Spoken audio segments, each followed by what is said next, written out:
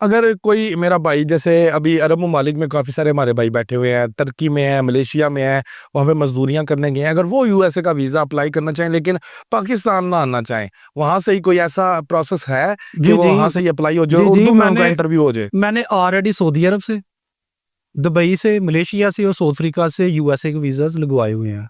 आप social media से देख सकते हैं।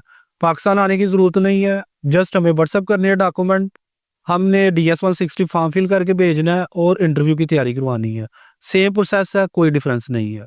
सऊदी अरब से आप करना चाहते हैं, दुबई से करना चाहते हैं, मलेशिया से करना चाहते हैं, साउथ अफ्रीका से करना चाहते हैं या किसी और कंट्री से, तो हो जाएगा प्रोसेस, कोई इशू नहीं है।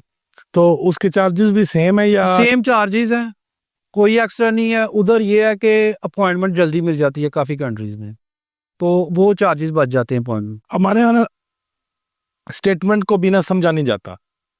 एक अकाउंट में एकदम से 16 लाख रुपया डलवा दिया, 20 लाख रुपया डलवा दिया, फिर उसमें से 4 लाख इधर किया, 4 मंगवा लिया, 5 इधर किया, 5 मंगवा लिया। जो प्रॉपर स्टेटमेंट है ना वो सिर्फ यूके के लिए चाहिए। स्पेन, जर्मनी या फ्रांस, इनके लिए प्रॉपर स्टेटमेंट नहीं चाहिए।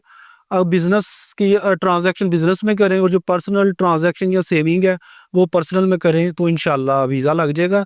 लेकिन यूके के लिए आपने प्रॉपरली मेंटेन करनी है सैलरी सिस्टम के साथ।